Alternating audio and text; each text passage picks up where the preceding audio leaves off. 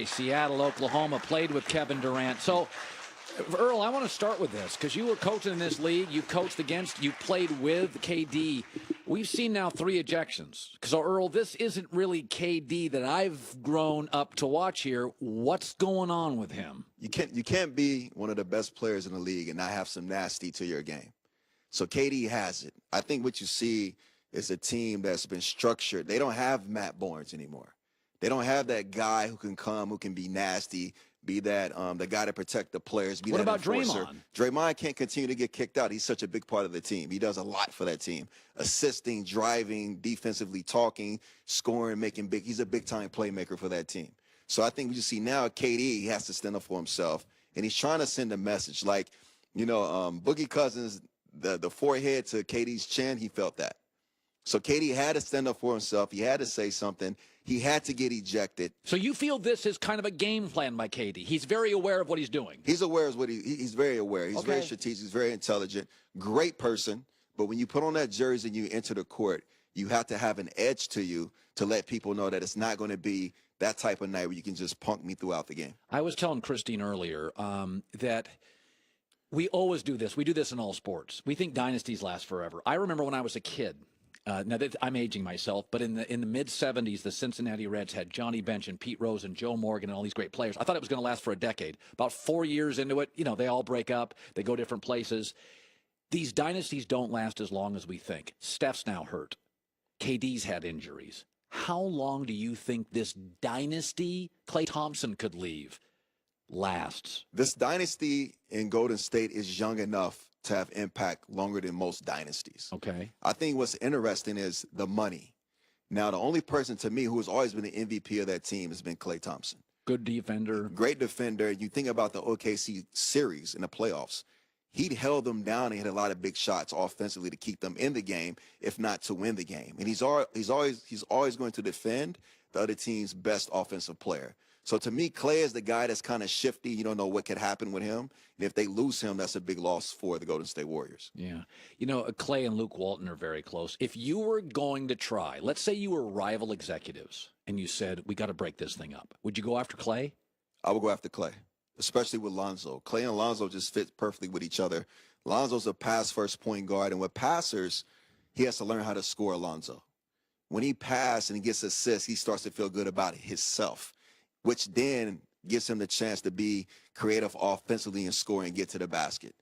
Klay is a knockdown shooter, big-time defender, can hit tough shots down the stretch. And you watch the Lakers play.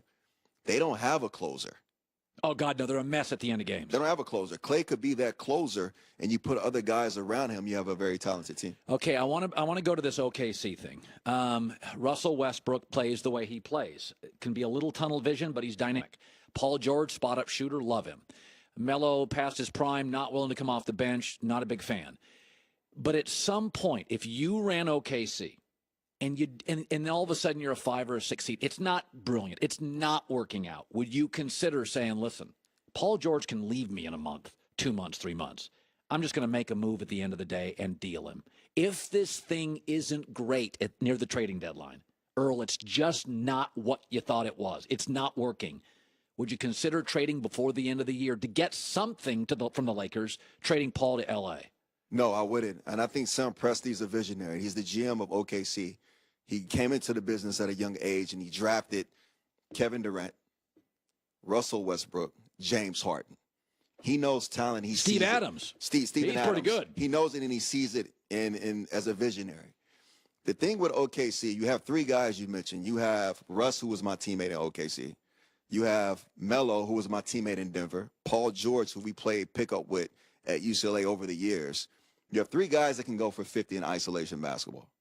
What they have to learn to do is to play off of the pass, score in different ways, move the ball, playing a 0.5 mentality, which the Spurs have displayed over the decade. Can they do that? Yes, you can do that. You just move the ball. Yeah, but I mean, it's easier said than done with Melo. You played with Melo. It's not like that all the time. People hit Melo and the take on Melo. He's not a winner. He doesn't want to win. He's a bad. I love Melo. I was with Kenyon Martin the other day. We were talking about Melo. I love Melo. You have to understand him, engage him, and realize like every rhyme and reason is different for each player. And once you engage each other, it's like a band. Everyone has a different instrument they must play, but it all makes beautiful music if you play it at the right time. So he's the crazy drummer. He's not he's not the crazy drummer, but he could be a drummer. To me, Russ is the crazy drummer. It just fits his personality. Tommy Lee. Tommy Lee. Okay. So I'm watching the Cavs, and Christine, she thinks the Celtics are going to win the East, and I think Christine on that one's crazy, and I like the Cavs. And I'm sitting there last night. Isaiah Thomas is an all-star. Now, he's not going to be as productive as he was with Brad because they really needed him to score a lot. But, like, they're reeling off, like, 10 straight wins. And if you look at their schedule, they could win 19 to 20, the Cavs, and they don't have Isaiah Thomas. He could be there by Christmas. I don't know. Like, I know I got nothing against Boston, but they're going to be relying on a 19-year-old in the playoffs, Jason Tatum. I get Love and LeBron and Isaiah and Crowder. How is Isaiah Thomas going to fit in here? Early was an all-star last year. First off, Brad Stevens is a master coach. We know that. He's done it. He's done it in college. He's doing it in the NBA. You look at Cleveland, they don't have Isaiah Thomas or Derrick Rose, and they're running off these wins. It's incredible. It's a lot and of teams. Crushing people. About 97% of the teams in the NBA are competing to keep a job, coaches in front office. 3% are competing to win in June. The Cavs, I've always been that team where you know they're going to be there in June, wherever LeBron is at. They're competing to win in late June, so they're projecting over time to be polished, to be on point later on during the season. Now, you think about moving forward. They understand they're closing out this year, and they're headed into January. So they want to head into January being polished and being on point, going into All-Star break, gearing up for a mindset, a strategic mindset of chess moving forward for home court advantage and who they want to play and who they don't want to play depending on travel. So yesterday I did something. I got some pushback. I watched my first game November 13th, 1971. Portland was in Los Angeles. That was the first game I watched. So I said from that point forward, I don't count Bill Russell. I didn't see him play. I don't count Wilt because Wilt was old with a headband. I said, you keep telling me guys are going to dominate this league. 8 players in my life, 1971 to today, have changed the league. They're not always the best player. Have changed the league. Here is my list. The Skyhook, Magic Bird, Jordan, Shaq, Duncan changed the power to the West, LeBron and Steph Curry. Now, Kobe and Barkley are better, and maybe Isaiah in some facets than Curry, but we wouldn't be shooting 42 threes a game if Steph Curry potentially didn't come into this league. So there's my list of the game changers. It's not the best players, although in many instances they are. Did I miss one? From 1971 on, who? Absolutely. John Stockton, Karl Malone. They introduced the pick and roll, which is now dominant of today. Wait a minute. Where'd you come up with that one? Where? The pick and roll with John Stockton and Karl Malone is legendary. Oh, I know. I watched it for 15 years. Yeah, so it introduced it, which allows Steve Nash to come into the NBA and manipulate the pick and roll. Okay, John, let's work on the graphics. Let's add 2 more. That's a really good one. Yeah, Steve Nash as well.